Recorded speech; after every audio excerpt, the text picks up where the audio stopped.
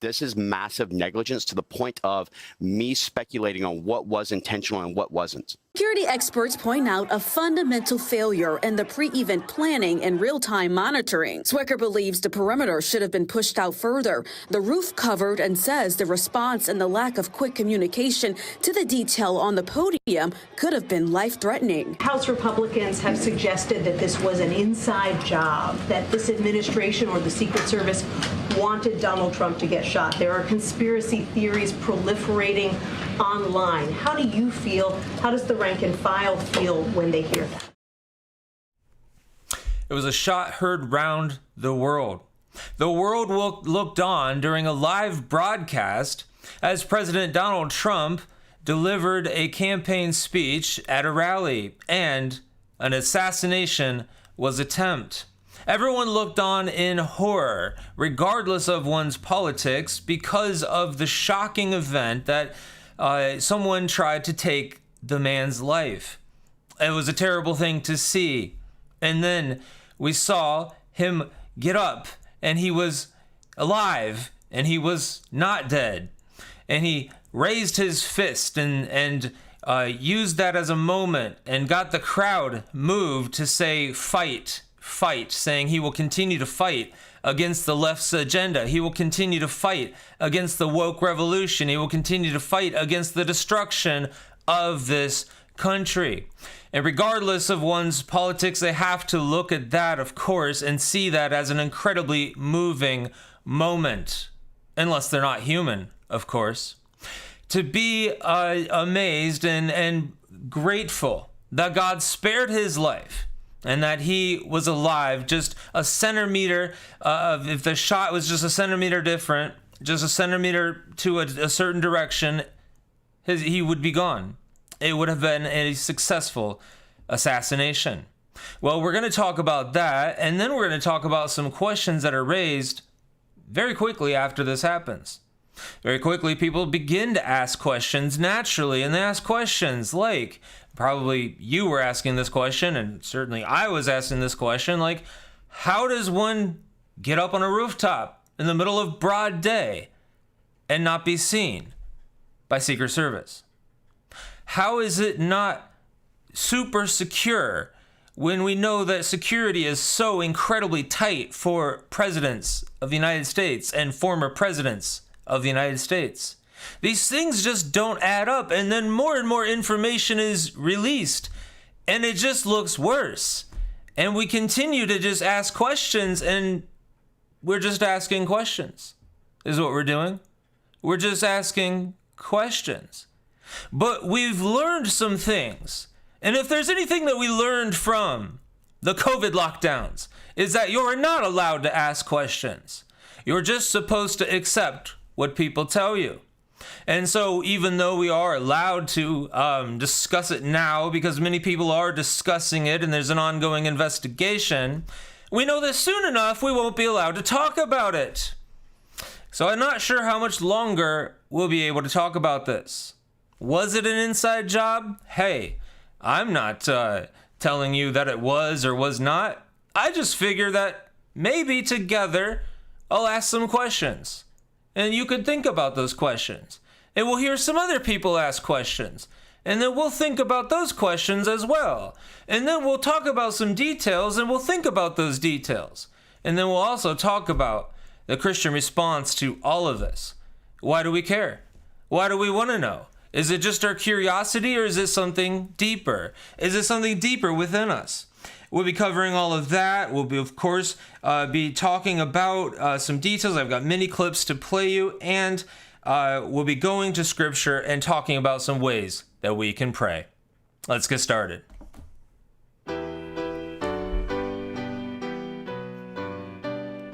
Welcome to Truth Transforms. My name's Adam Markley. We're going to cover a whole lot here, a whole lot. I'm not quite sure how long this will be. I was hoping to have this ready yesterday, maybe go live last night, and even had to reschedule it tonight by an hour because just needed to do a few more things. There's still going to be maybe a lot of jumping around, but I hope you'll bear with me. I have many clips that I'm going to be playing here, and some different things that I'll be covering. But let's go ahead and start with this iconic picture. That's going to be right here, and that is the picture that, of course, we all know. That's this picture right here. Even though this was a complete failure in security, he should never have been able to expose himself like that. And this actually exposed himself to a fatal shot that if there was a second shooter, he would no longer be alive at this point. But despite the broken protocol, he is alive. And that is a picture going around the world because he stood up, took advantage of the moment, and it's a very moving moment, whether you like the man or not, because you cannot watch what occurred that day and not be moved, not be shocked at the horrific event. If you're here live, if you're watching on the replay, let me know where you were when you saw it, how you found out about it. I know I found out about it getting ready to have dinner with my family, and I look at I looked at the YouTube on TV, and I saw assassination. I saw the word assassination, and my heart raced because I thought that it was an assassination. And then I looked at it again and read the title again for the person that was live, and it was Assassination Attempt. And there was a slight relief there that we did not have an assassination occur on U.S. soil. That has not occurred. Well, an assassination attempt has not occurred since 1981 with President Reagan. But that was quite the shock, and it was quite the shock to watch, to see exactly what was occurring. And no, it's not because it's because of seeing a person who's running for president of really seeing anyone, but to see someone standing out there completely exposed. I've always thought to myself, how does one not get shot at some point? But the reason is because of security.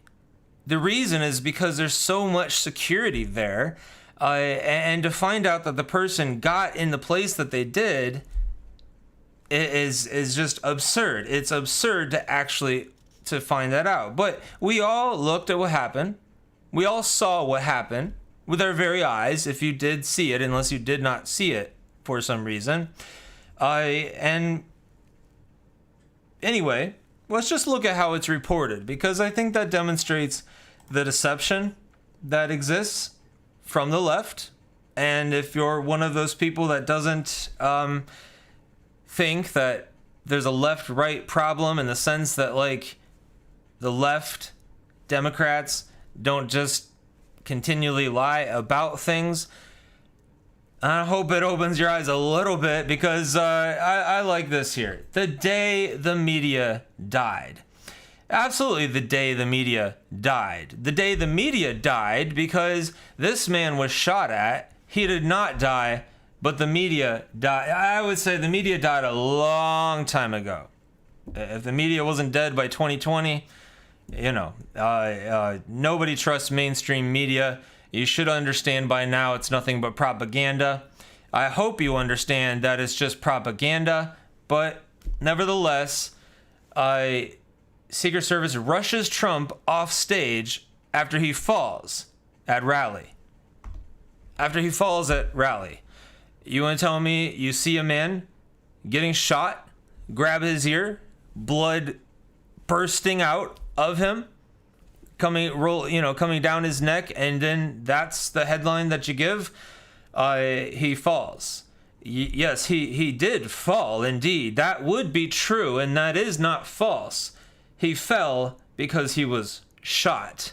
Actually, he ducked down is what he did, and avoided getting shot again.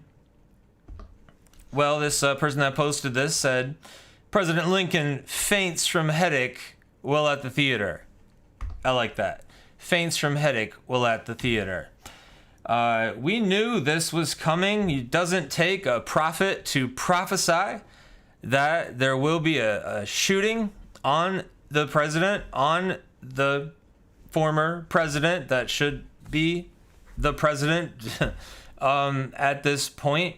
Not because I want him to, but I certainly am not one that's a big get behind Trump, a major, no.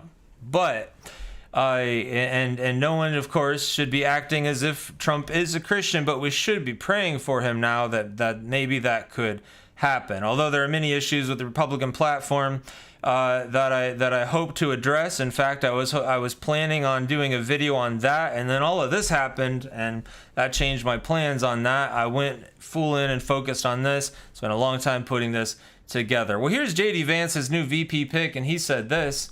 He said, "Today is not just some isolated incident.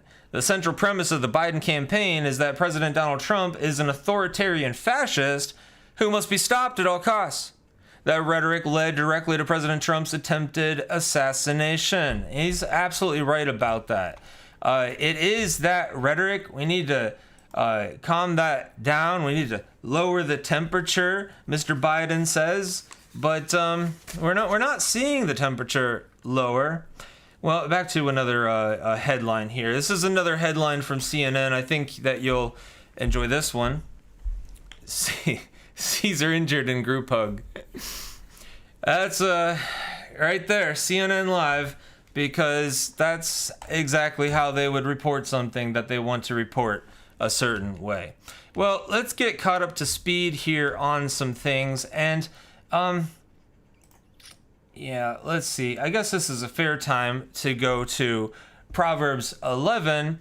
A false balance is an abomination to the Lord, but a just weight is his delight. Any kind of deception, any kind of lying, any kind of continual lying is an abomination to the Lord. And that truly is why we're so bothered in this whole situation and in questions not being answered honestly. So let's get to the first clip here, which will be kind of a summary of, this would be a summary of the whole situation, the security measures, and get you caught up to speed if you're not there now. This is a good little summary. Here it is. The deadly shooting has raised significant questions about the effectiveness of the security tasked with protecting the former president.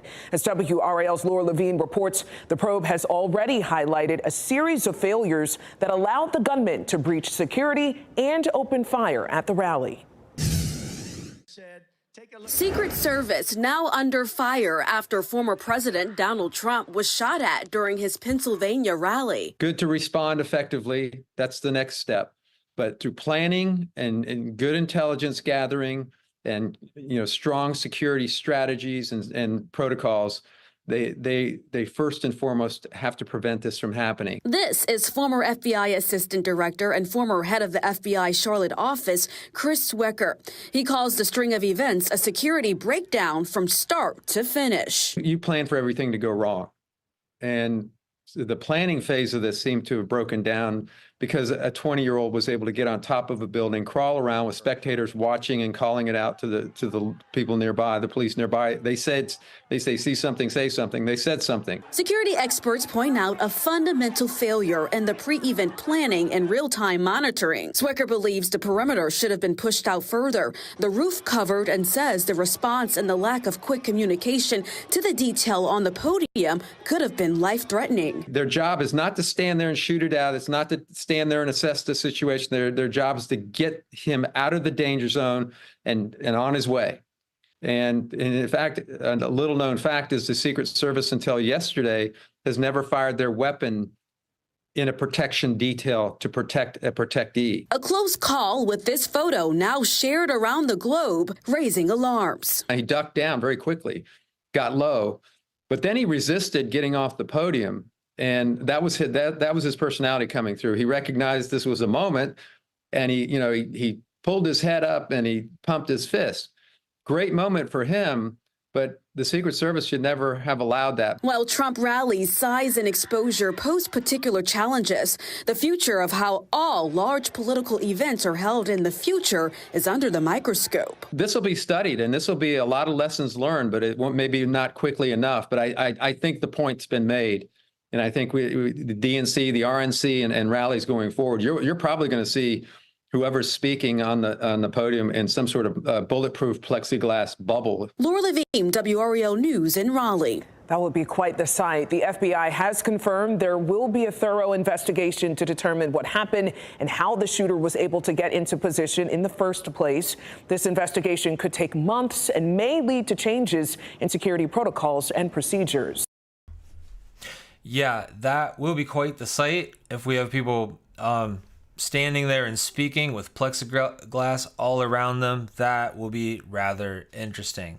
Well, there are natural questions that come to mind immediately, and you see the security breakdown. It is a serious issue.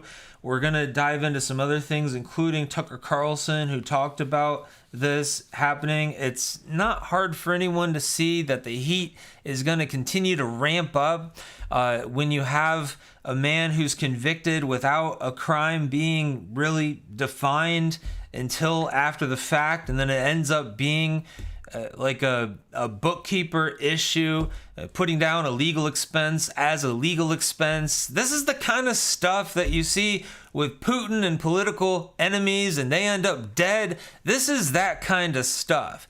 And so regardless of who committed this act, there's a constant going after this man, and there's a constant calling him an existential threat. We'll try that again. Maybe not. He's a threat, and he should be taken out. Calling him a Hitlerian figure, and that's the kind of thing that makes people do what they're gonna do if they have an opportunity. But how do they get that opportunity? That's the real question. I mean, questions like how can someone get that close? How could that rooftop not be secured? Why was nobody stationed on the rooftop?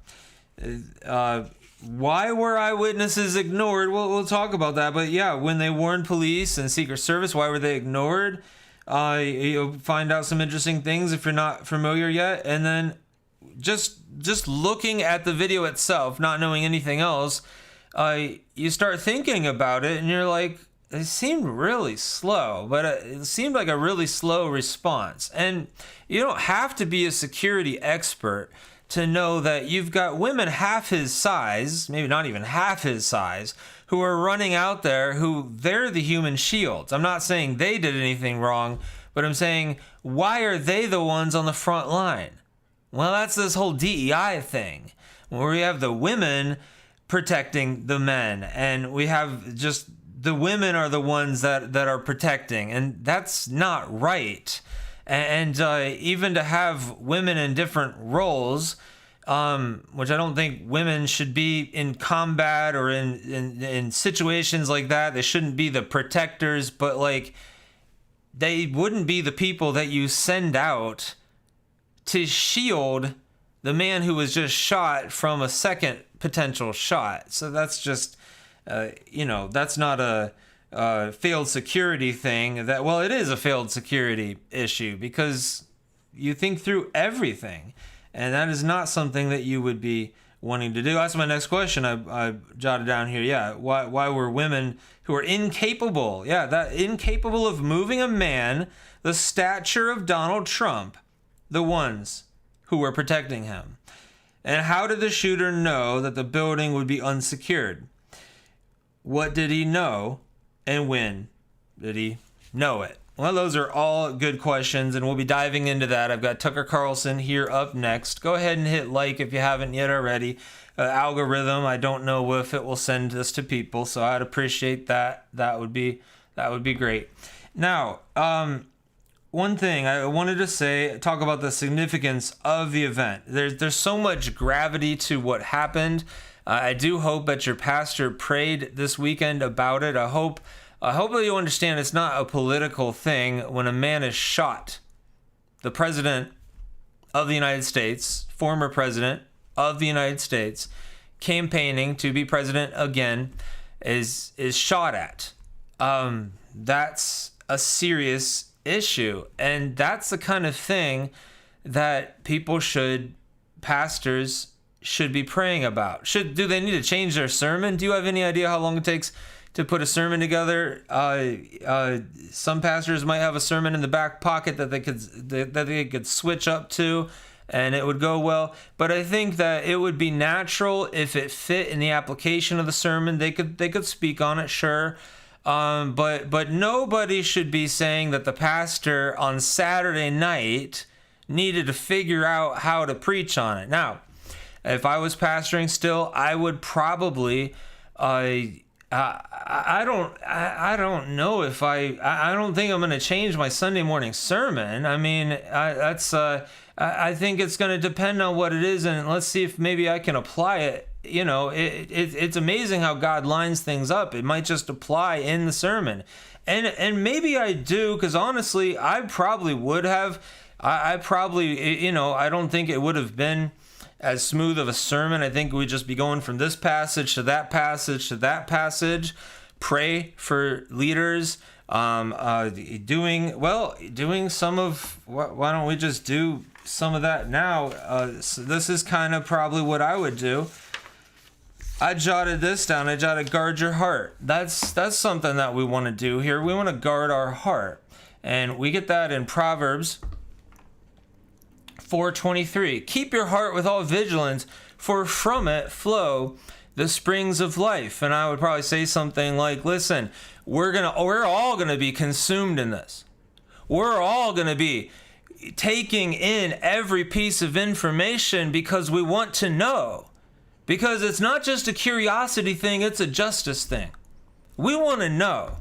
It's the justice of God, that He's given us justice. And we desire justice, and we want to see justice. And so in our desire to see justice, we want to know why. Why did that happen? That's unjust. That's depravity in action. That's total depravity. This is the heart of man, is that out of the abundance of the heart, the mouth speaks, and out of the abundance of the heart, actions like this flow. And so out of the abundance of the heart, you get things like wicked things people are saying online, celebrating this, and yet lamenting that the man is not dead. That's out of the abundance of the heart. And out of the abundance of the heart, as that sin grows and it matures, as the baby matures in James 4, and James expresses this, well, then that turns into maybe talking about punching people. I'll play clips of that later. Maybe talking about something a little bit more than that. I'll play clips of that later. And then calling for the assassination, and actually being one, to carry it out. Yes, that is how the baby matures. That is how the sin grows up from a baby sin to an adult sin. That is what we see. That is the heart of mankind. That is Romans 1 in action as well. And we are all called to keep our heart with vigilance, because what that means for us is it gives us an answer for why this thing happens. It happens because of an evil heart. It happens because of a depraved heart. It happens because outside of Christ, that is what one does. They do evil deeds. However, we are made in the image of God. That's something else to remember. We are made in the image of God, and that is why we can look on at a presidential candidate that we may have serious issues with, even if we agree with some policies, of course, more than Democrat policies, because we know as a Christian you can't be aligned with any Democrat policies. And Republican policies, that's a different story. They're changing their whole platform. But generally speaking, they're still against the leftist. And we can look at someone like that. Well, let's forget Trump. Joe Biden. Joe Biden's standing there, and someone attempted an assassination of him. Just replace the whole thing and put Joe Biden there. The question is, how do you respond when you see that? You're shocked, right? You're horrified. You're thinking, what is going on? How is this violence occurring in America? We haven't seen this in so long, and this is not the way that things should go. This is not what we should be seeing. And yet, because you're a Christian, you can't stand anything of what Biden is promoting because his whole platform is anti-Christ. He's nothing but an anti-biblical platform. He's completely against Christians.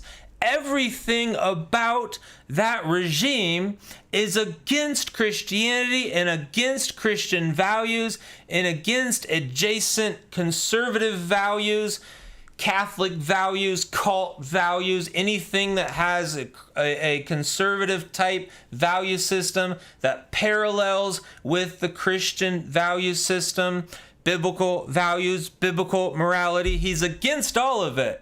But yet you can still watch because you're human, because you're made in the image of God. And if you can't, something wrong with you. You can watch Joe Biden standing there in the place of Trump, getting shot at, and be absolutely horrified because we're made in the image of God and we don't celebrate that kind of thing. Unfortunately, that's not the case with everyone. So that demonstrates the heart of the wicked. That demonstrates the heart of those, and that gives us that shows us why they responded the way they did. And that shows us why crazy people on TikTok are saying the things they say. And you can always find crazy people on TikTok. I wouldn't know, I'm not there, but I see the stuff that goes around. And you can find crazy people on the internet, but you have more than just that. You have many people celebrating that someone made the attempt, but then lamenting that they were not successful in their execution. That's wicked. That's pure wickedness. And that's what we're dealing with. And we're dealing with an increase in that wickedness. And so we need to guard our heart knowing that vengeance is not ours. Vengeance is the Lord's, he says in Romans 12. Romans 12.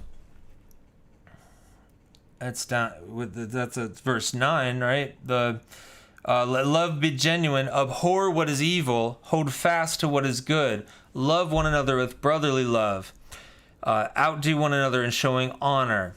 That's certainly it's down here. Repay no one evil for evil, but give thought to do what is honorable in the sight of all. If possible, so far as it depends on you, live peaceably with all. Beloved, never avenge yourselves, but leave it to the wrath of God.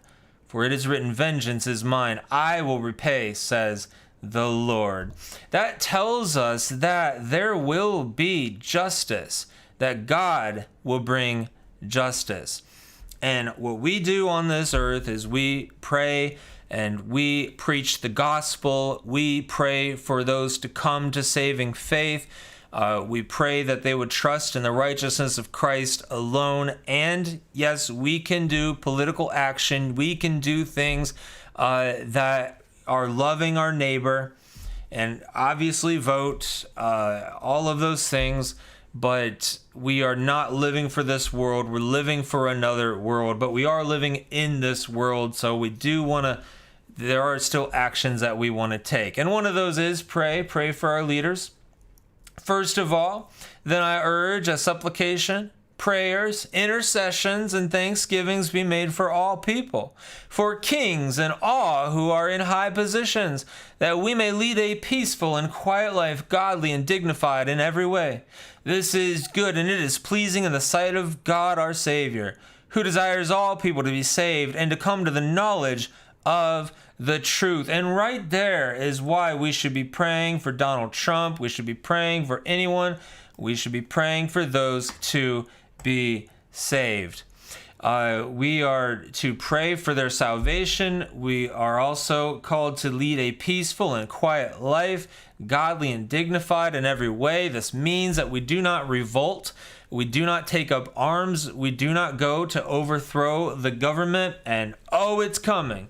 It's coming. because I've been saying for quite some time, months and months back, even just, I mean, years back, but I mean, it's just as the temperature increases, it's just kind of like, for those that are seeking revolution, like, I would say, you know, when's the right time? I mean, seriously, long time ago was. Beginning of the year was. Now's the time. If someone's going to revolt, they better do it now. So, like, if the Christian nationalist guys are going to revolt, well, then now's the time. Now's the time to do it, guys. So, like, this is where we guard our heart and we stay faithful to God and we stay faithful to his word, and we remember that Christians do not revolt.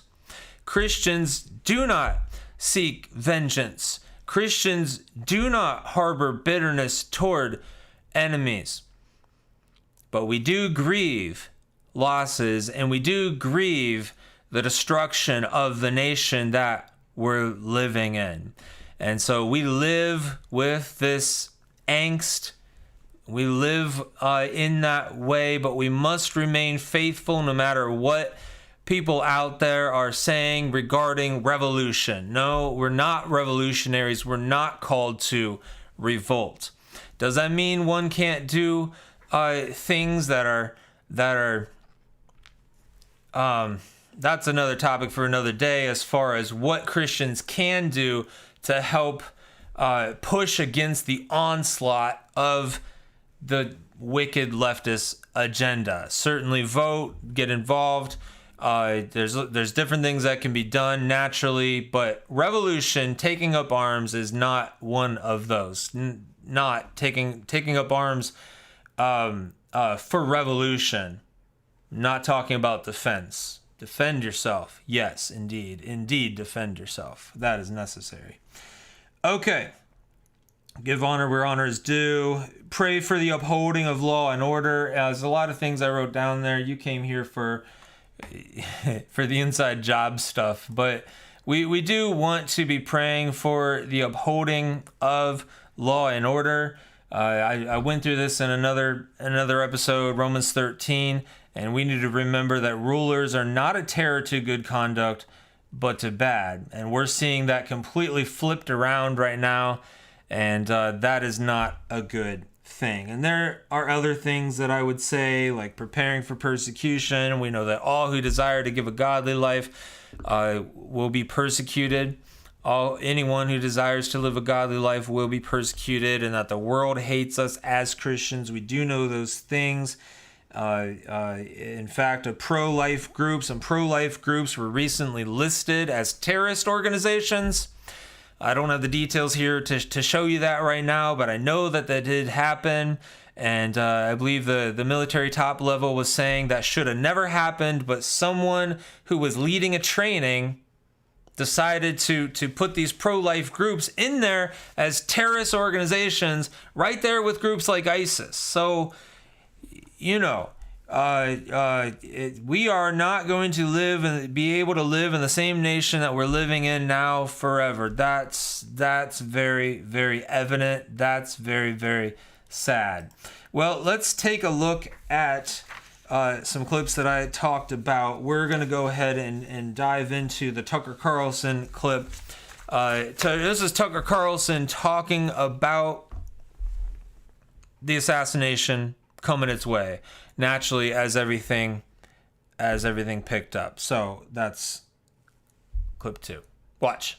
Started with protests against you, massive protests, right. Organized protests by the left, and then it moved to impeachment twice. Right. And now indictment. I mean, the next stage is violence. Are you worried that they're going to try and kill you? Why wouldn't they try and kill you, honestly? They're savage animals. They are people that are sick, really sick. You have great people in the Democrat Party. You have great people that are Democrats. Most of the people in our country are fantastic, and I'm representing everybody. I'm not just Republican. But I've seen what they do. I've seen the lengths that they go to. But these people are sick people. These are people that I think they hate our country. You want to know the truth? Yeah.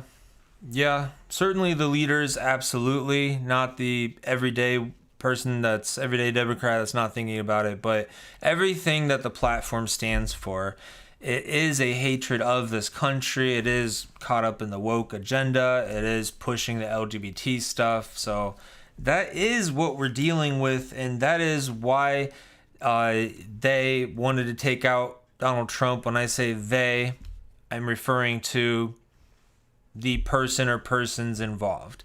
But these people, whoever exactly they are, or this person, he's fighting against the advance of their antichrist, anti-God agenda, regardless of what he's standing for. That's what he's fighting against. And anyone that's fighting against that and actually making progress, basically meaning the Democrats know that it's impossible for them to win, and the circumstances, the timing of everything just couldn't happen to be more. You can't plan it the way that it was. I mean, it's just quite interesting, the timing, coming after complete failure after failure after failure from Biden, and having Democrats turn and everything, and not being able to get him to step down even after all of that. And then this happens. It's just interesting timing. That's all. Interesting timing. That's all I'm saying, YouTube. That's all I'm saying. So let's go ahead and watch this actually very lengthy clip here. That's this is Megyn Kelly. I actually watched some of this that night when I found out about it, and some people were hopping on and doing videos already, and I considered saying something about, like, you know, I really hope your pastor prays about this, talks about this in some manner. But then I thought, you know what, I don't want to do that, because I don't want to have people get worked up then, you know, about whether their pastor is going to say something about it or not. I just really felt, you know, compelled that it's something so very significant that happens, that a pastor should speak on it. He doesn't have to change his sermon, but he can, before his sermon, spend a few minutes talking about it, praying about the whole situation, praying for the country. That seems appropriate to me. But to say something the day before, and I saw some guy on a podcast. It used to be a Christian podcast, and he went woke now, and it's a political podcast. But he said something about, you know, calling people to pray on this woke political podcast. And I saw something, and I actually agreed with, like, most of what he wrote. But I think, you know, by putting that out the night before, it's just gonna make people have angst with their pastor, and I don't think that's right. All right, so let's go ahead and watch this. This is talking about security issue.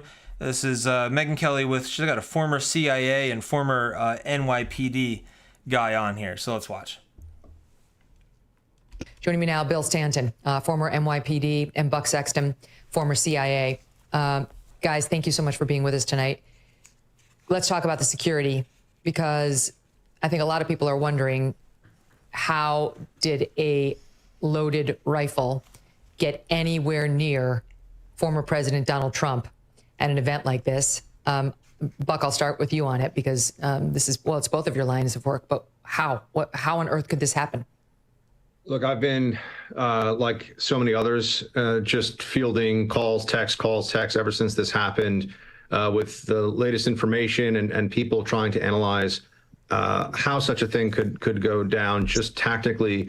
And already, I think the sense is that the Secret Service was slow, certainly, and perhaps missed one of the most obvious overlook points for there to be this kind of a shooting. Now, I wasn't at the rally, obviously, and I have to base this off of what's being shared, not just in terms of the videos alone, which are obviously very instructive because there's so many videos from different angles as to what went on here, but also it seems that the shooter on the rooftop was able to get up there.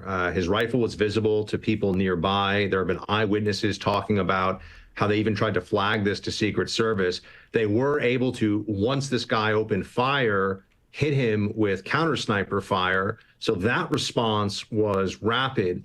But how they could have missed based on the schematic, if you will, of what this area looks like, where the buildings are, the blueprints, how they could have allowed anyone to get up on that building with a rifle, to me, it's clearly a massive error. I mean, when a president almost loses his life, or a presidential candidate and former president in this case, this was an inch or two from national catastrophe.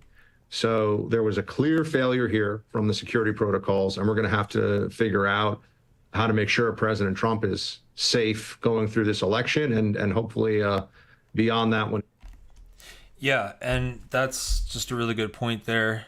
Before we move on further in the interview, man, make sure that he's safe so there's not another attempt. I mean, that's a serious issue, but that's just really interesting hearing from former CIA, and he's able to just immediately point out the flaws.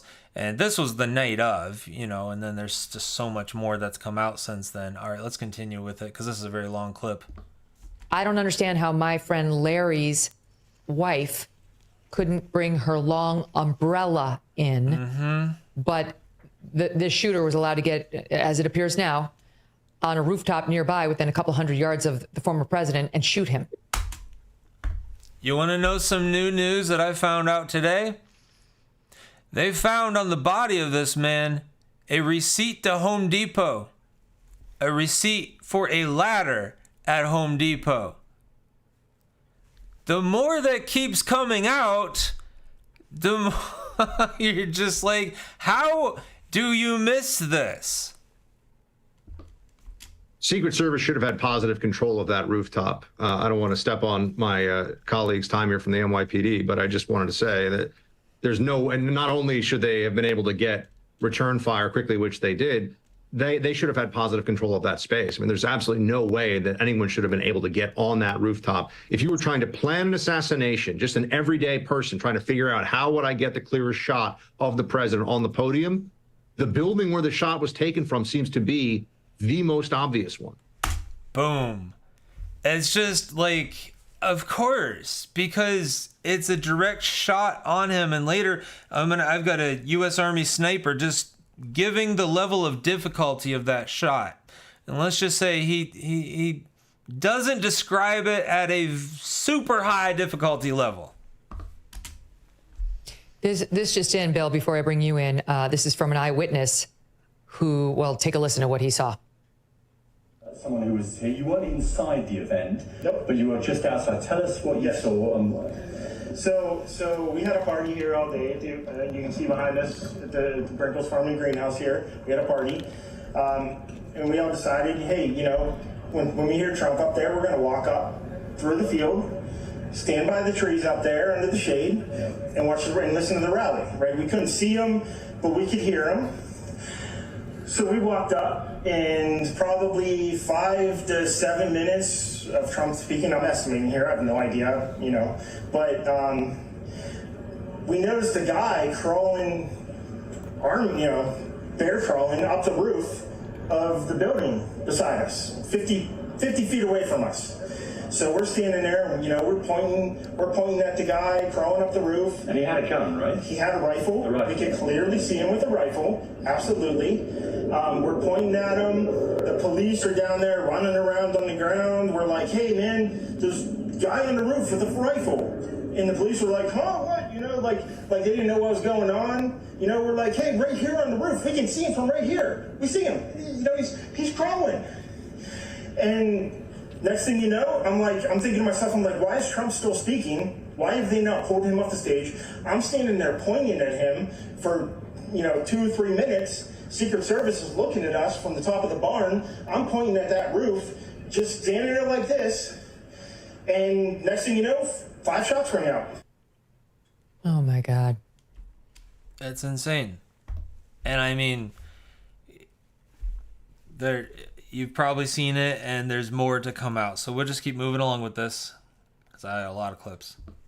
Bill Stanton, former NYPD, that is absolutely chilling. Your reaction? Well, there's a lot to unpack here, Megan.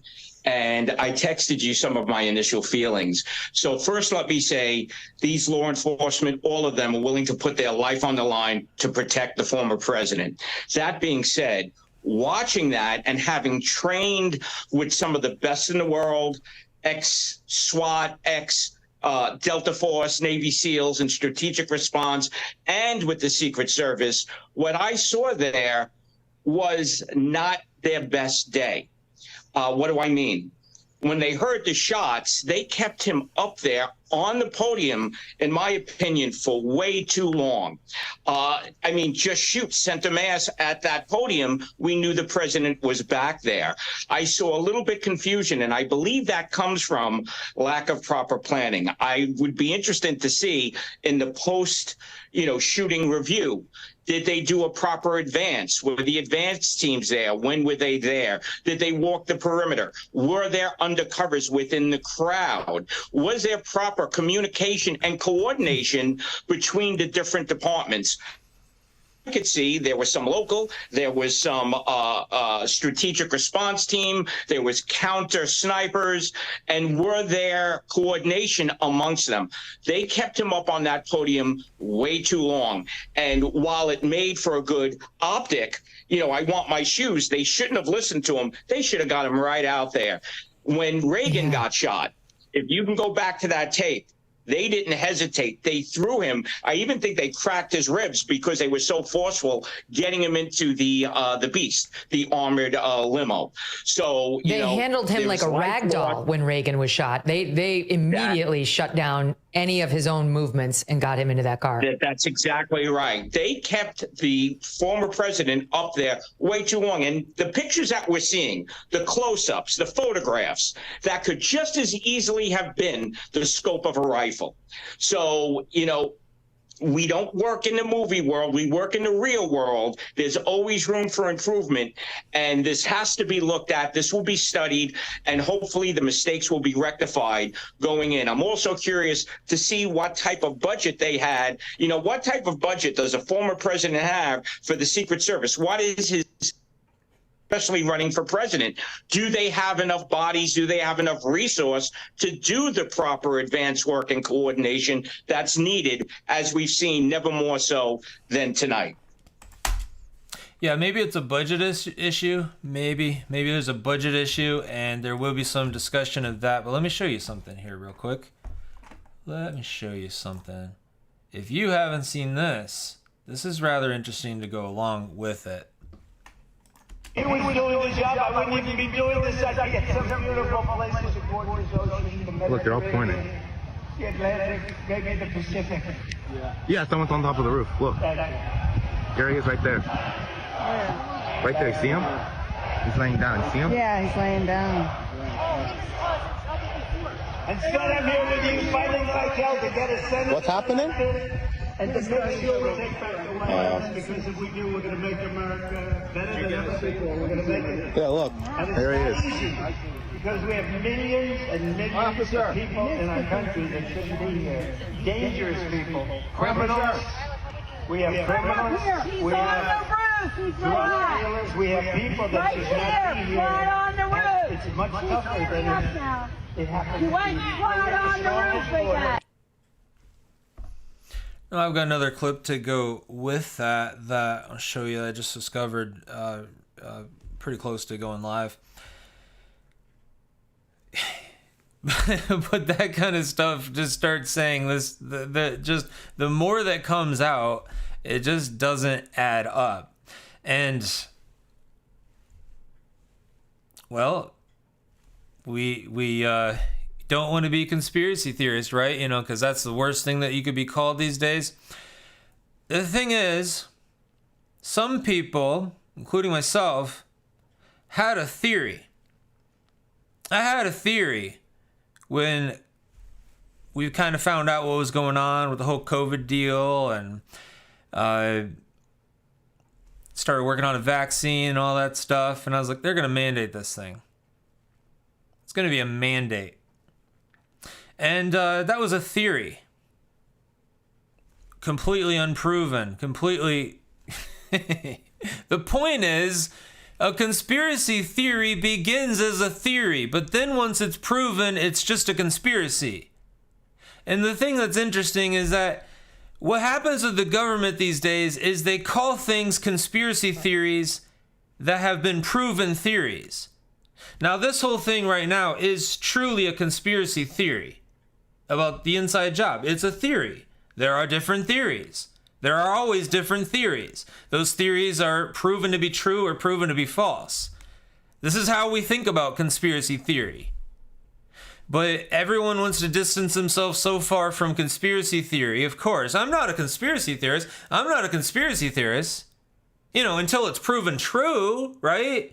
And then once it's proven true, if you still believe it, well, then you're just believing in the conspiracy that has been proven to be true. The thing that's irritating about the government and politics today is that once conspiracy theories, because from people that think and use their brain and ask questions and say, it doesn't add up. It doesn't add up. You know, I didn't read anything on the internet. I didn't go to any kook websites. I didn't anything. I just asked questions. I just started thinking. I just continued to think. I just thought some more. I just analyzed some more. And any person with an analytical personality who thinks a lot comes to conclusions, and they're like, yeah, it's probably this. It's probably not that. Could be true. Might not, but it sure seems like it's probably going to be this. Here's the thing that's interesting with this. I'll just say, because I want to make this point, I guess. What's interesting about, even before seeing all of this, once, given our situation right now, what people seem to be most likely to do are to grab onto a theory and hold on to that theory no matter what the evidence shows them. And that is a dangerous place to be, and Christians don't want to be there. And so we need to look at it, and we need to look at what people say, and we need to look at what, security guys say and all of that, and that's good. But asking the questions is really all that we're doing. And when you ask the questions and you see things like this, you start saying, okay, something's going on. It doesn't mean that it was done at the highest level or anything, but it could mean that a couple of agents decided, a couple of Secret Service agents were like, yeah, we're just going to leave that alone. It could be that the covering of this the event, they decided to do it a certain way. It could be a lot of things. I don't want to keep talking too long here. I want to play this next clip for you. So let me move on to this one. This was posted by Michael Grant, Pastor Michael Grant. I happened to see this an hour, whatever, recently, and this was helpful. So I was like, I'm going to include this too. Here it is. The shooter was actually identified as a person of suspicion, she said. Unfortunately, with the rapid succession of how things unfolded, by the time that individual was eventually located, they were on the rooftop and were able to fire off at the former president.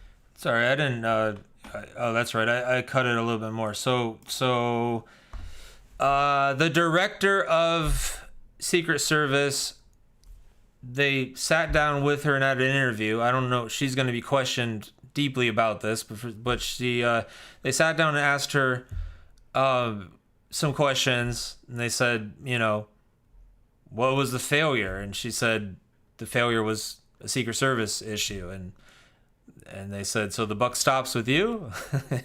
And she sheepishly is like, yeah, the buck stops with me. It's really weird that she sat down with ABC, I think it is, before even having a hearing, because they're going to have hearings. It's really odd that she got to go to the media before that. But anyway, they were explaining that and leading up to this, and then and they were talking about new information that was discovered. So yeah, let's just go back to the beginning. The shooter was actually identified as a person of suspicion, she said. Unfortunately, with the rapid succession of how things unfolded, by the time that individual was eventually located, they were on the rooftop and were able to fire off at the former president. Now, the shooter was identified as a person of suspicion, and what we've found out is that shooter has been identified as much as 26 minutes before the shot took place. again, just another detail to put down and be like, what do we say about this? Gee, I don't know. We're not really allowed to say much, right? But no, we just help walk you through it. You know, it's like, let me know in the comments if you think it's an inside job. That would be interesting to know. It's a security failure. Like, everyone's on board with that completely.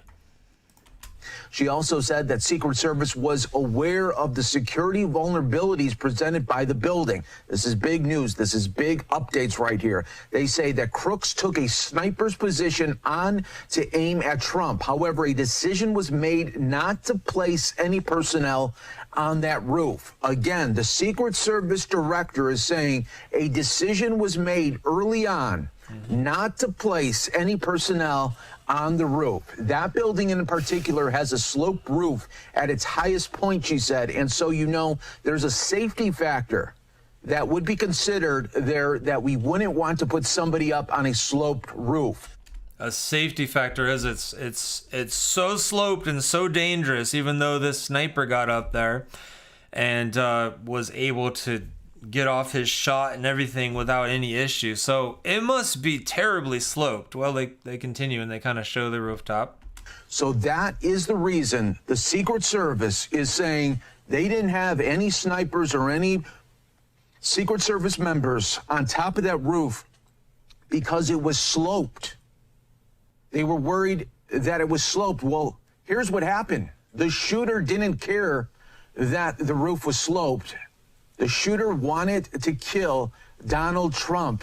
And this is what this investigation will continue to unfold here. But again, Secret Service saying they didn't want to put anybody on top of there because of a sloped roof.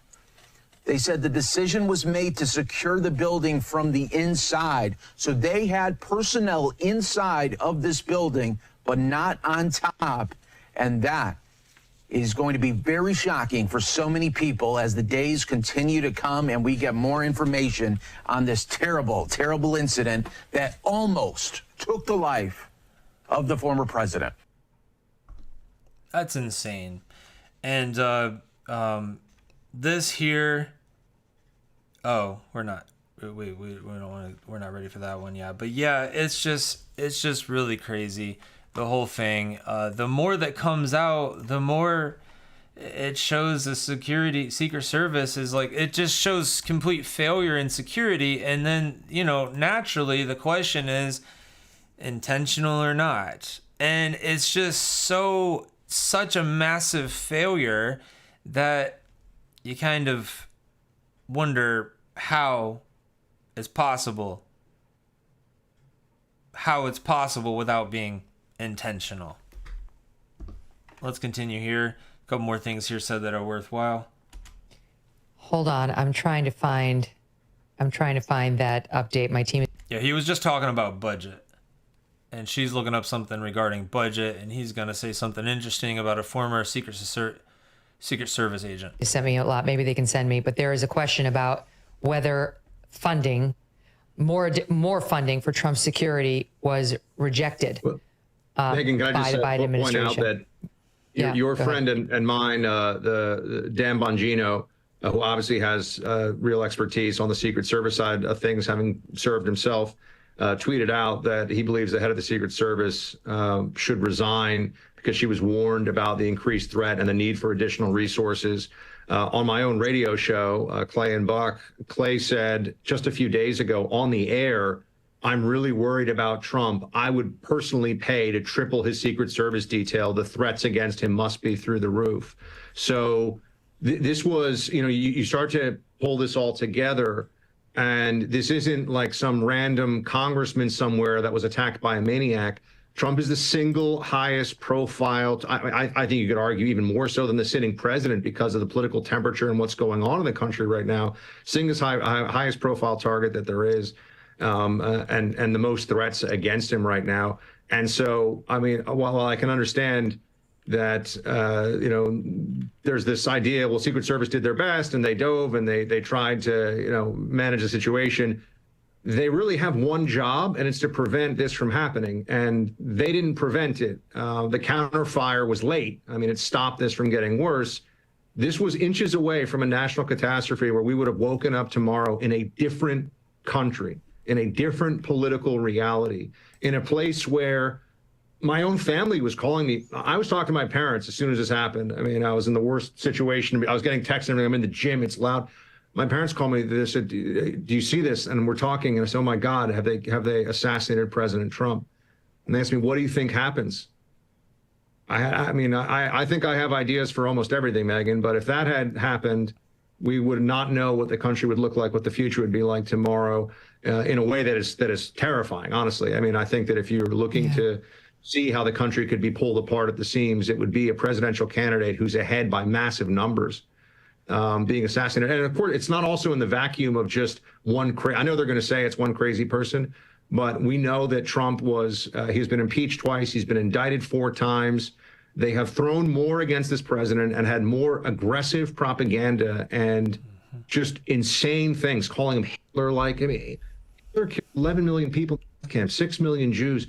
In what universe is there in comparison that he's made to Donald Trump? They do it all the time. They just had him on the cover of the New Republic a week ago with a Hitler mustache on. These people are insane. And the major news networks, I'm sorry, they're just as bad in terms of the propaganda. They're a part of it. CNN had a thing about the president fell down. Did you see that? I'm sure you've talked about it already. Yes. Yes. I mean, I grew up with the Trumps. I knew Trump's kids. He's a dad. He's a husband. He's a human being. He's serving the country. And there's just no sense of basic humanity when it comes from the other side, not just in the midst of this assassination attempt, but all along they treat him like he's some sort of reptile that has to be exterminated. It is horrific. And so it's in that context that we see this assassination attempt. It's in that context that we say, how many people on the left go on Twitter right now or X? There are people that are making jokes about this. There are people that, say that I don't even want to repeat it on your show. But there are people in this country for whom today wasn't a wake-up call. It was something that they've been perhaps psychologically preparing for and maybe even hoping for a long time. And that is a horrible thing to think and say as an American right now. But it is out there. You can see it for yourself. Right now, we're joined by another guest. His name is Robert Philpott. It is absolutely out there.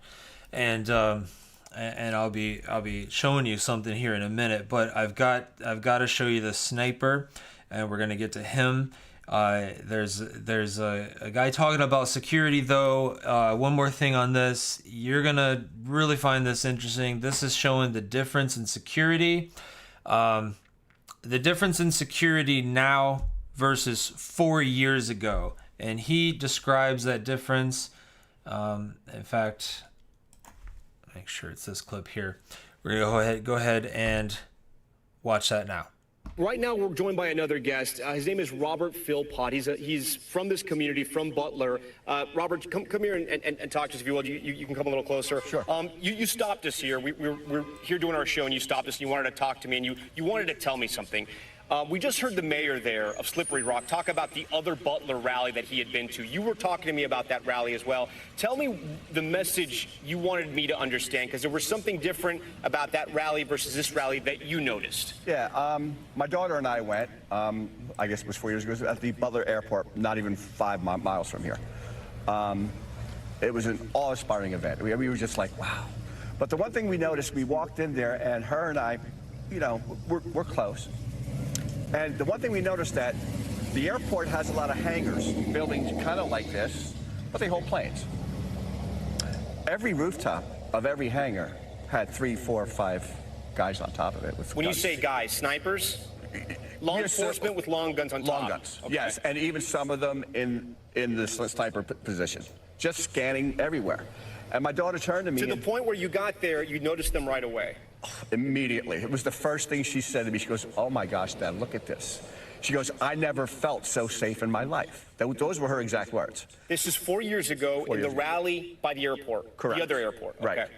So she didn't come with me this time because she's eight months pregnant, the heat and everything else, but she really wanted to. So that was so much on our minds there that we talked about it for, I don't know, we just talked about it. We were like so awe-inspired by the, wow.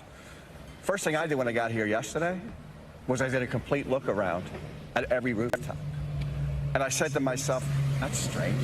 I don't see one cop, sniper, nothing. I don't see anything. And I just thought, that was kind of weird.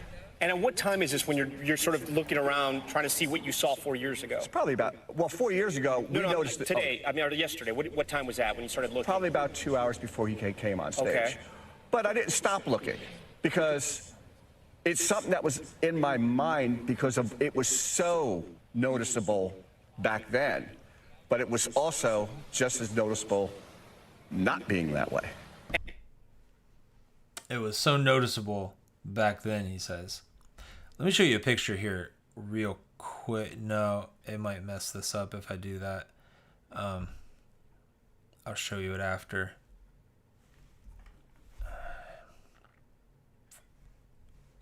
Let's click 4.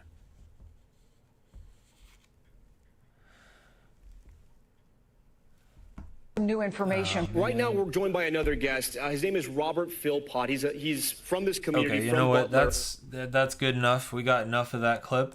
We got the point. I think it was almost over, but that's the gist of it. And this is the reason why it's so different. We have women like this protecting instead of men like this. I mean, with weapons like that, I understand that could be taken anywhere. It does say police there for him, but the point is, it's just a rather interesting picture. And when you take a look at the situation and actually you look at these women in action, yeah, I've got to show you that. Let me find you that. A lot of these had queued up. A lot of these, some other ones I didn't have queued up as much, but let me get that for you here. This is, oh yeah, I gotta talk about the goal first. Okay, this is the goal that the director of Secret Service has by 2030.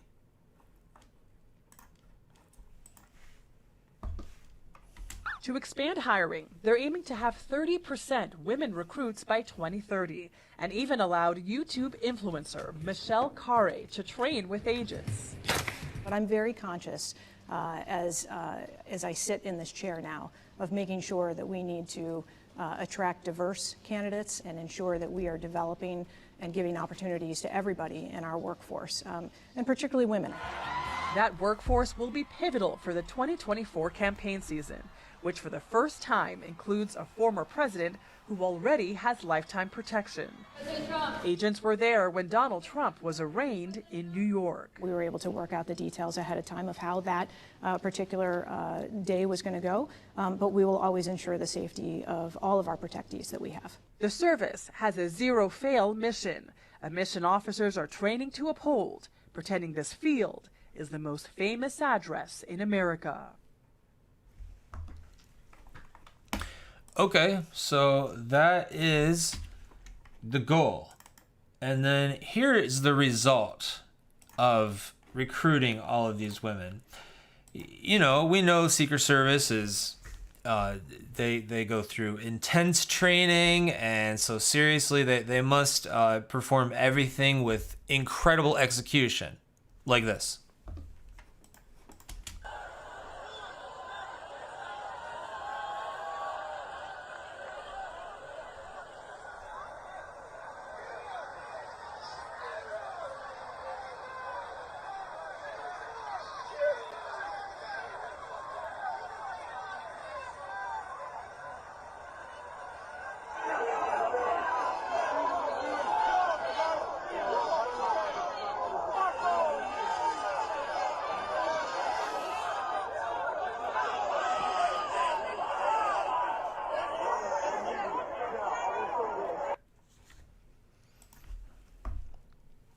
One man pointed out that, I'll play it again without sound, she's not able to holster, you see, and that's somewhere in there, that you see her struggling to holster right there. And one man said they seem more more concerned about securing their sunglasses than securing the perimeter, securing anything. I understand you can catch anyone in a bad moment, but that just looks really bad, really sloppy. And if this is what we have for security, this is not good. And this is something that foreign terrorists and domestic terrorists are definitely taking a look at. That's not good at all. Okay, so let's get to here the this is the sniper. I've been talking about this sniper, so let me go ahead and get us to the sniper here. This sniper just talks about how the difficulty level of this shot, and here is that difficulty level. Let's bring in Florida Congressman and former U.S. Army sniper, Corey Mills. What kind of shot was this, Corey, from 130 yards? Look, at the end of the day, this is a shot that your basic training boot camp soldier is requested to make within their 9-week period. This is one of the easiest shots, and they train all the way out till 300 or 500. And when I was doing the counter sniper, it wasn't with the United States Army. It was actually when I was with the State Department and was doing this exact thing, which is trying to look at going out with an advanced team, establishing what the perimeter is. And then as a sniper, when you would set up, you'd put together your range sketch or your range fan cards. And that would tell you where your 100, your 200, your 300, and you'd identify the areas of threat that you would be able to mitigate. And if there's multiple targets, you understand that your elevation and windage knob wouldn't have to be messed with, especially at 160 yards. You could literally just look, quickly glance, and know from the reference point, whether it be a building, whether it be a lone tree, whether it be a parking lot, maybe it's a road. Bottom line is that this is massive negligence to the point of me speculating on what was intentional and what wasn't. There you go. On mainstream TV, Fox News is still part of conservative, but mainstream.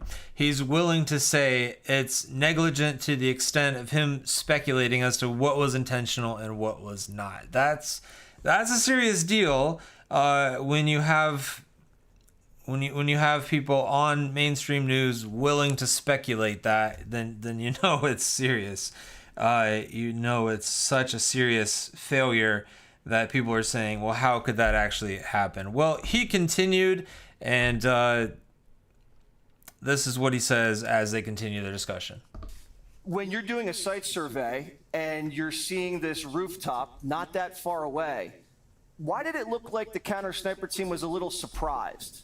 You know, I can only speculate, and we'll have to wait until the investigation comes out, that they thought local law enforcement was potentially climbing up onto the roof when they saw a dark object on a light roof. But here's the issue. Wait, you're saying maybe they misconstrued crooks for a friendly, for local law enforcement? It's very possible. I don't want to speculate until the investigation is over, but the bottom line is that if you saw someone climbing onto a roof that you hadn't authorized any clearance on, it's got a clear line of sight. It's exactly adjacent to the shooting where the president was sitting, and you're talking about a pop shot, and you got people yelling, and there should have been comms. The minute that local law enforcement, who apparently had a rifle pointed on them, there should have been an emergency frequent comms channel that they could have said, we have a shooter on the roof, shooter on the roof. Secret Service should have rushed the stage and immediately took the president and took him off, and then responded with the counter sniper. The shot should not have gone off. That is the failure in itself. You're supposed to be able to try, the best security is when you go in and you're actually able to prevent an incident, not react to an incident. Even if you would have left a law enforcement officer's patrol car in that parking lot with the lights on, that could have been a deterrent. But when you have nothing that is actually showing force protection, you're encouraging this. Look, I'm not sure about who the individuals are on the individual details of Secret Service, but I can tell you under this Biden administration, the one thing I've seen is massive DEI hires. And I can tell you, when you primarily go after DEI, you end up with DIE. You end up with DIE. 100%. Absolutely. Let's finish out that clip. So when you have these counter snipers waiting until 8 rounds are fired, what accounts for that? To be honest after with you, the first shot, you get a return fire immediately? The minute that a shot rang out, they should have already been on scope. Your spotter should have already have called the distance if you hadn't looked at your range card, and you should have immediately engaged. Okay. There should have been no reason to have waited a single second. Now, I talked to Eric Trump after the incident. Eric and I are both gun enthusiasts. We both shoot long distance. That right there is a pop shot. But he did say, I've gone out with the CS teams, and they are one of the best. He knows the service detail that's with them. They are loyal individuals who actually do care about the president. I can say that was was relayed to me. But the bottom line is this is a massive security breach. This is a huge failure. At negligence is at best. But we have to figure out why something within 200 yards. Think about this, Jesse, 200 yards. That means that an average rifle that holds 1 minute of angle would hold a 2-inch grouping if you just shot it straight off the deck, meaning on a platform. So now you're talking about 160, which is 1.6 inches is what its grouping capabilities are. The average head is what? 6 by 8, shoulder to shoulder is 20 inches, head to waist is 40 inches, and President Trump's a very large man.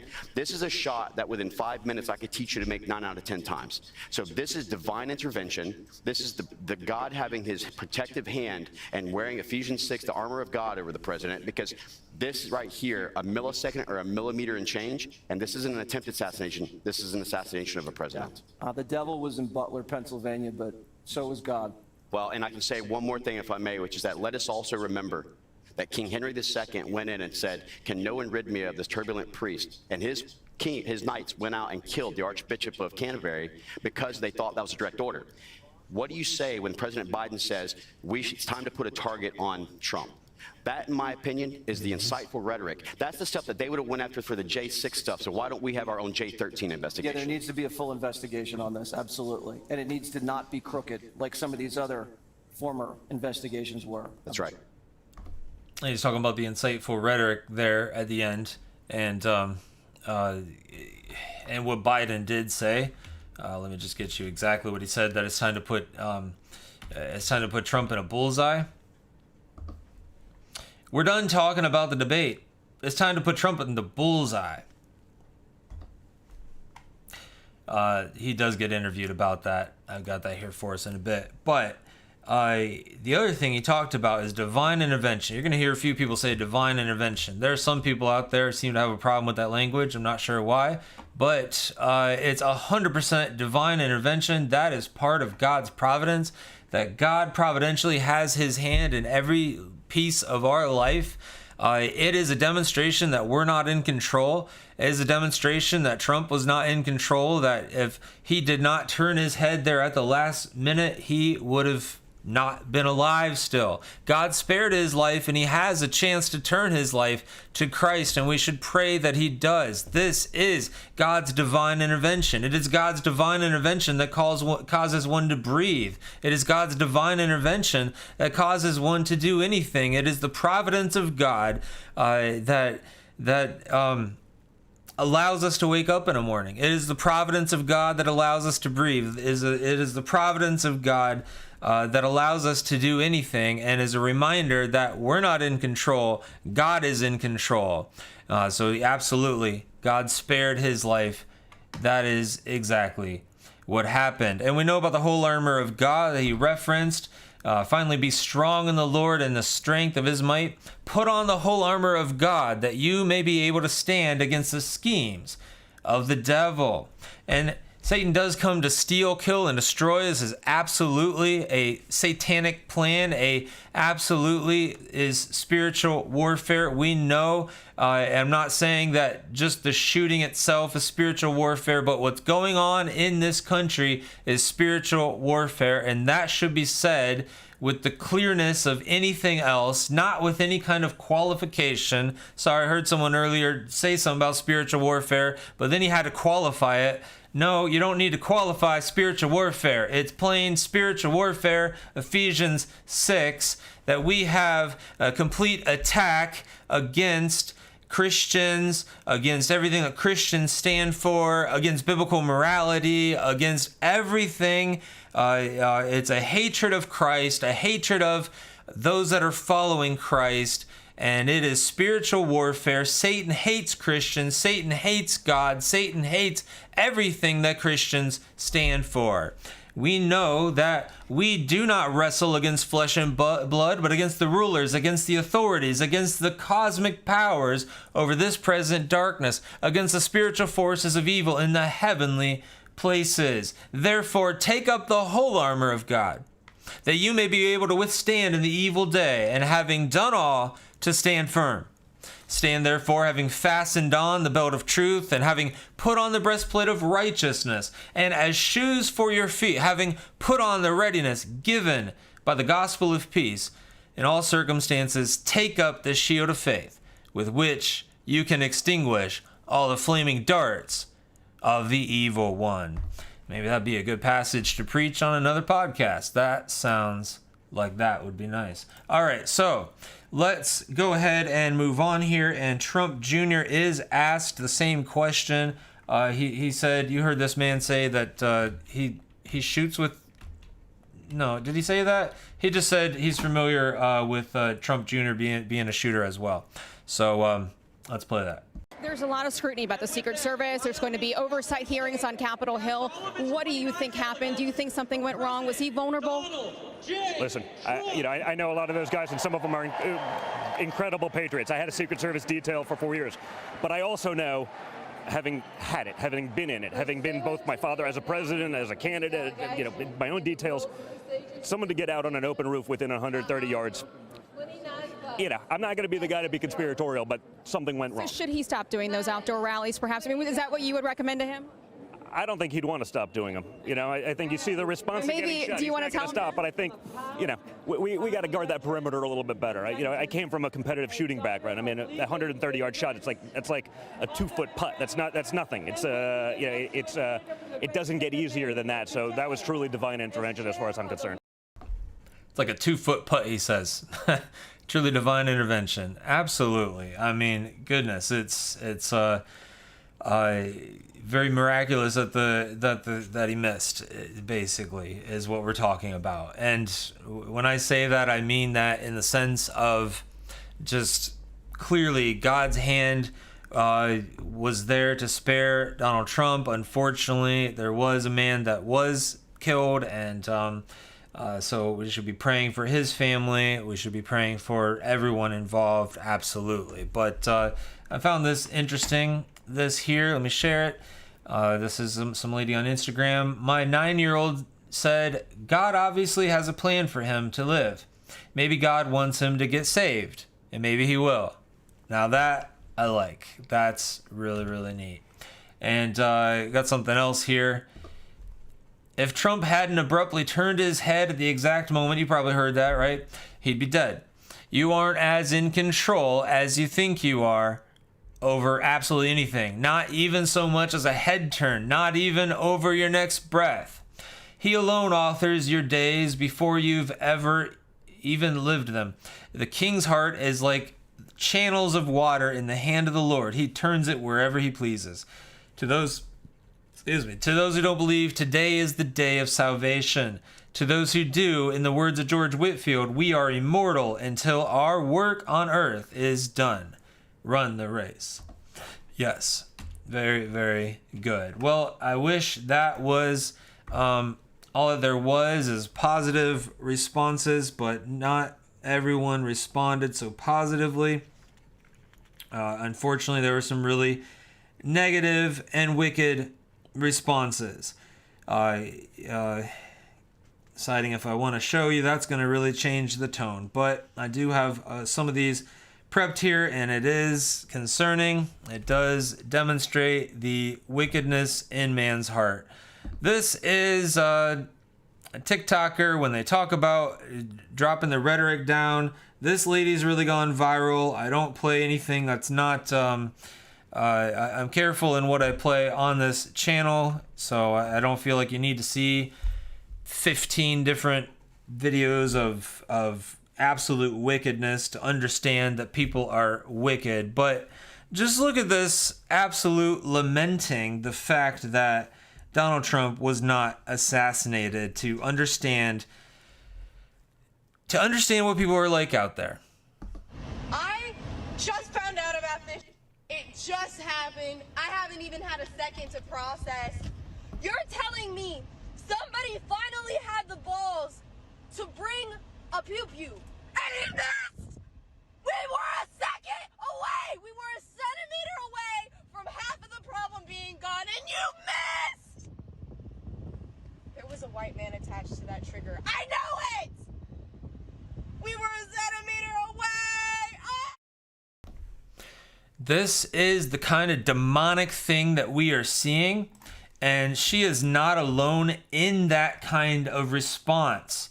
Jack Black was asked, if you know who he is, some big music guy, I guess, was asked about at a concert about making a wish. He was asked to make a wish on stage, and this is what he had to say. Don't miss Trump next time. Yeah, that's what he said. You don't even have to see it to know that's what he said. And people are sick and people are wicked. I want to find also, this is on a Christian post. Someone posted something about praying for Trump after this attempt happened. And here's a thread of this public thread. So, you know, it's just best Trump bow out of the race, this person says. There's a response, that's crazy talk. There's a response, that's quite an evil thing to say. And here's a response, he's not good for the country. That man was very brave to save America from Trump. That man, the man that tried to take his life, was very brave to save America from Trump. Well, so if you truly think that he is someone worthy of killing, and that he should be killed, that he should be exterminated, well, that's the kind of thing that you have. I'm not saying just because this was on some Christian YouTube channel that this person was a Christian, but clearly not. But that's the kind of wickedness that's going around there. That it is. But certainly our leadership is acting better, right? Our leadership acts way better than that. Our leadership certainly is much more mature, because we've got to stop the rhetoric. We've got to drop the rhetoric. And let's see just what they're doing to lower the temperature. You got to be ready to throw a punch. Well, you have to be ready to throw a punch. Donald Trump, I think you need to go back and punch him in the face. But I thought he should have punched him in the face. I feel like punching him. I think I'd like to take him behind the gym if I were in high school. If we were in high school, I'd take him behind the gym and beat the hell out of him. No, I wish we were in high school. I could take him behind the gym. I will go and take Trump out tonight. Take him out now. When was the last time an actor assassinated a president? They're still going to have to go out and put a bullet in Donald Trump. Show me where it says that protests are supposed to be polite and peaceful.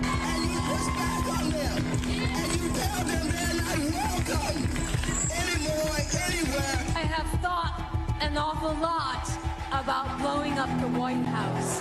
Please, get up in the face of some Congress people.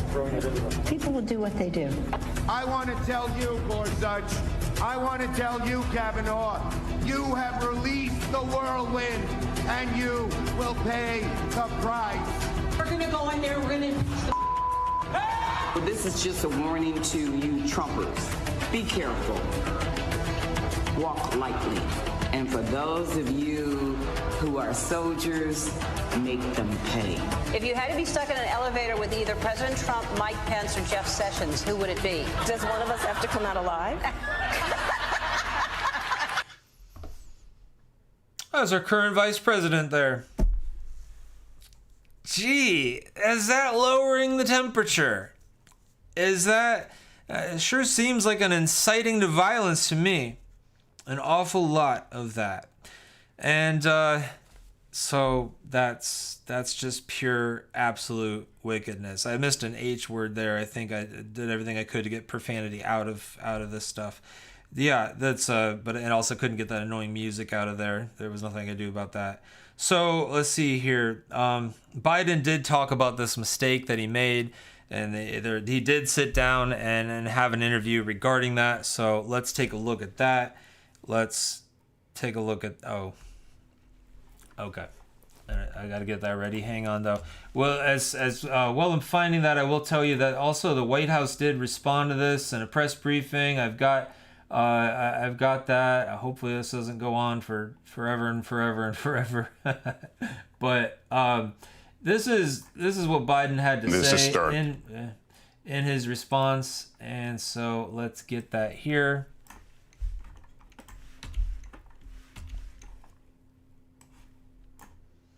Says it was a mistake to use the bullseye in remarks to Trump.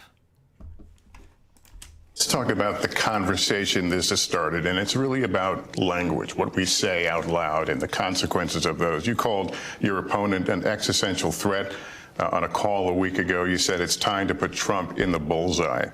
There's some dispute about the context, but I think you appreciate that I didn't say words matter. crosshairs. I was talking about focus on. Look, the truth of the matter was, what I guess I was talking about at the time was, there's very little focus on Trump's agenda. Yeah, the term is bullseye. It was a mistake to use the word. I didn't say crosshairs. I meant bullseye. I meant focus on him. Focus on what he's doing. Focus on his policies. Focus on the number of lies he told in the debate. Focus. I mean, there's a whole range of things that, look, I'm not the guy that said, I want to be a dictator on day one. I'm not the guy that refused to accept the outcome of the election. I'm not the guy who said that won't accept the outcome of this election automatically. You can't only love your country when you win. And so the focus was on what he's saying, and I mean, the idea. But have you taken a step back and done a little soul searching on things that you may have said that could incite people who are not balanced? Well, I don't think, look, how do you talk about the threat to democracy, which is real, when a president says things like he says? Do you just not say anything because it may incite somebody? Look, I've not engaged in that rhetoric. Now, my opponent is engaged in that rhetoric. He talks about there'll be a bloodbath if he loses, talking about how he's going to forgive all those, actually, I guess, suspend the sentences of all those who were arrested and sentenced to go to jail because of what happened in the Capitol. I'm not out there making fun of, like, remember the picture of Donald Trump when Nancy Pelosi's husband was hit with a hammer, joking about it. So there's what he had to say. But I mean, he has said to talk about time to put the bullseye on him. With the situation and the timing and everything, that's quite different than just talking about, I mean, he didn't even use language like stepping up the heat or he said in another interview, actually, he's going to be challenged like he's never been challenged before. So, you know, take that for whatever that is. That is language. There is definitely going to be harsh language back and forth. But when you have something like this happen and a word like bullseye is used, yeah, you're going to be questioned about that. That's a pretty serious and irresponsible thing to say. Well, this is the press conference that I'm going to get here for us, the press conference, and he was asked, Mayorkas was asked, oh, that's the wrong one, was asked about the whole conspiracy theory thing. At least what they call conspiracy theory, just the theory that it was could have potentially been an inside job. Let's hear what he has to say regarding that. House Republicans have suggested that this was an inside job, that this administration or the Secret Service wanted Donald Trump to get shot. There are conspiracy theories proliferating online. How do you feel? How does the rank and file feel when they hear that? So let me just say this. First of all, that is preposterous, and it is also dangerous. Now, here's the question I have. If it's under investigation, how can he say that it's preposterous? If it is a legitimate question and people are raising this question based on things that they're seeing, and you're asked a question, how do you respond to this? When your response is, that's preposterous, without any explanation, that's very suspect. That's far more suspect than an answer like, I think people should know better, the kind of vetting that we do. We need to have confidence in our Secret Service and all of our agencies at this time. It's not good to devalue the confidence in them, and we do serious vetting. There's massive training, but I can assure you that there will be a thorough and detailed investigation. Now, that would instill a bit more confidence than just saying that's preposterous. Because to say that's preposterous, it means he feels like the finger was pointed at him. You're responsible for this. And the fact is, he does not know. He does not know what's happening underneath him entirely. He does not know what decisions were made at an individual event. So it could be a massive top-down thing, or it could be an individual event type thing. It could be a couple of agents deciding to intentionally, not go over and cover that area. There's a lot of things that it could be, and if you're saying you're investigating and doing a fair investigation, then it would only be truthful to say that you cannot say whether it was inside job now or not. It is not possible for him to say that it is an inside job or not an inside job if they're actually doing an investigation. But if they're planning to cover it up, well, then he can respond the way that he did.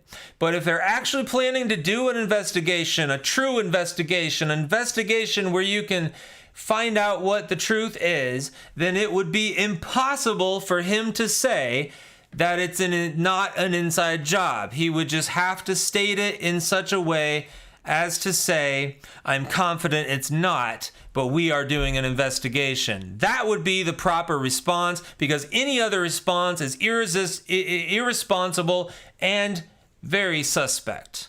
Let's let him continue.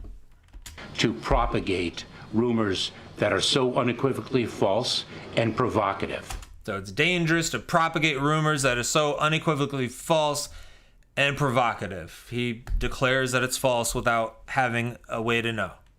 And as the president so powerfully said to the entire nation, we have to tamp down the rhetoric in this country. The rhetoric itself creates a threat environment that really is quite dynamic. I know it's a short clip, but it's rather interesting when he talks about ramping down the rhetoric from people that ask questions. So like asking questions is you need to stop asking questions. Stop being like, this doesn't add up. But then when it comes to, talking about putting a bullseye on people's backs or putting people in a bullseye, there's no problem with that kind of rhetoric. And evolving.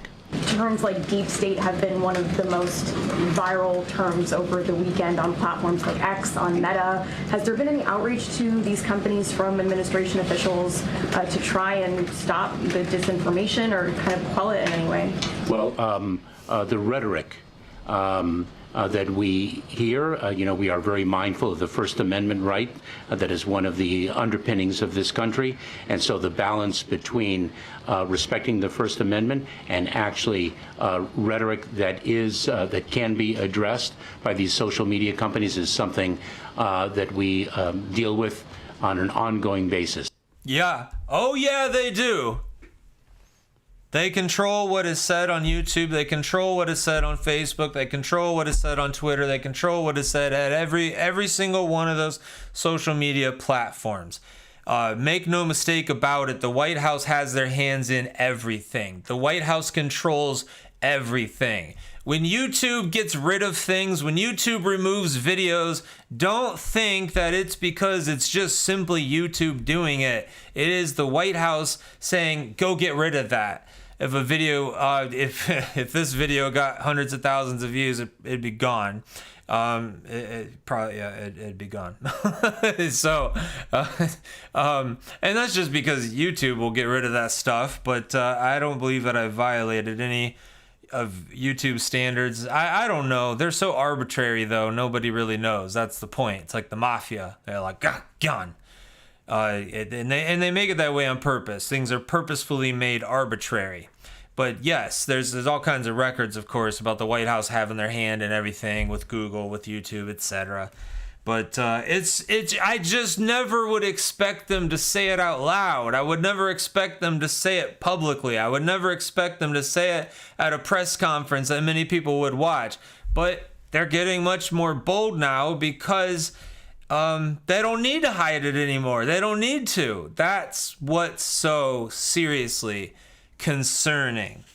Okay, well, as far as this whole thing, I have another thing that I would have played. I won't even bother with it, but it's basically Biden, back when he was able to speak a little bit better, giving a speech with the red behind him and the military and the Marines, I think, yeah, and talking about the MAGA Republicans and just how dangerous they are and that whole thing. Well, he's president. That was an introduction to just kind of what we're going to be dealing with this administration. So we need to remember some of these things. You know, this is a very significant event. It has much gravity. Anyone that's not teaching it with talking about it with the kind of gravity that should be there, it is concerning. A lot of people are just kind of treating it flippantly. Some people are. Most people should be just absolutely shocked and horrified that this did happen. Whether it was an inside job or not, that's something that I feel like there had to be at some level. But just asking questions. The reason why we want to know as Christians, the reason why we want to know, like intuitively want to know, yeah, there's curiosity, of course, but no, it's because of justice, because we're tired of being lied to. It's because there's deception. And the situation that we find ourselves in now is that we do have continual deception from leaders. There's deception from governmental leaders. There's deception from Christian leaders, the Christian elites, the evangelical elites, as people call them. And there, unfortunately, are kind of unsafe conditions coming our way, something that we need to consider. We certainly need to do what we can to think about safety, and that's something that should be considered. There's a very serious threat of persecution, as there always is for Christians, but that's absolutely ramping up. I'm just reading some points I put here about what I'll be covering. So what did they want? Why did they want to assassinate Trump? Well, I kind of covered that, of course. No, definitely not because he's a Christian. He's not a Christian, although we should pray for his salvation. They want him gone because, of course, they want to increase their antichrist agenda. And that is what we're seeing.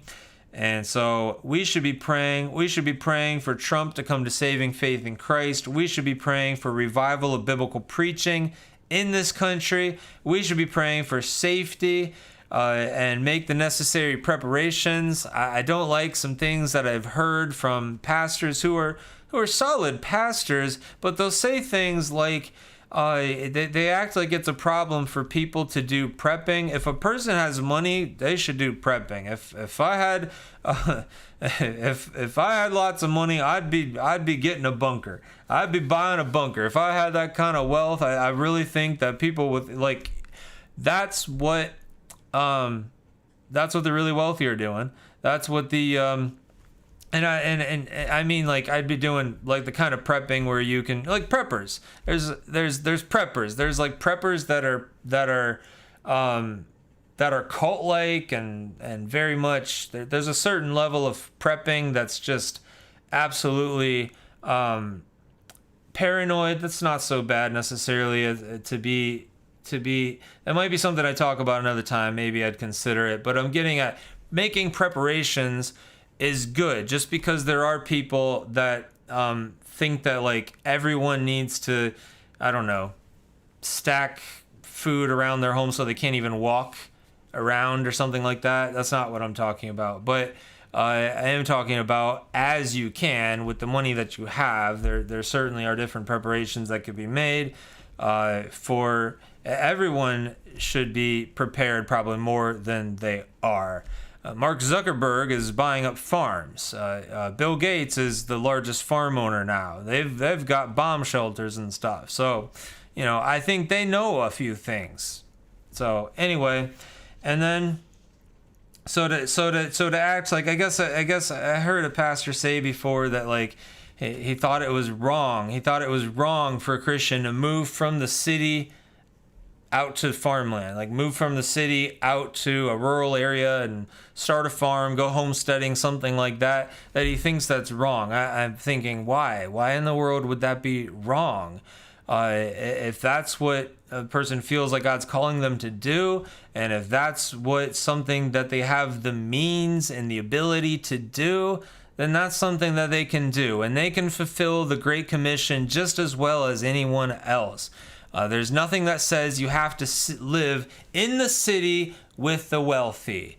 There's very much an elitist Christianity, even amongst good, solid, Reformed Christians who are very well off. So it's they treat things very differently. So definitely make preparations. Those are always good things to do. Pray for faithfulness and prepare for persecution. Pray that you would glorify God in all that you do. Absolutely, we want to glorify God in all that we do. And remember that we're not living for this world. We certainly are in this world, and we want to preach the gospel. We want to pray. We want to live faithfully for God, and we want to seek first the things above. We want to seek first the things above, think of the things, set our minds on things above and not on earthly things, meaning we understand that our eternity is in heaven. Our eternity is not in this sin-sick, depraved world. Well, God bless you. Thank you for joining me for today's Truth Transforms Live. I hope that it was helpful. If you're new here, go ahead and hit subscribe. If you've been watching for a while, haven't subscribed yet, go ahead and hit subscribe. And let's like this video. Hope to help reach it, get that out to reach more people. God bless you, and I will see you in the next episode. I hope you enjoyed today's episode. I want to let you know real quick, if you ever feel led to support, these are some ways that can be done. You can, of course, do that by providing a one-time love offering. There's a link below that shows you how you can do that. Also, you can visit the merchandise shop and find something that you enjoy, and that would help out as well. And you would also have some merch that you'll definitely like. There's hoodies, t-shirts, coffee mugs, all kinds of merch in there. And you can take a look at the Devotional Bible Study Guide. There's a link to a video. You can find out more about that.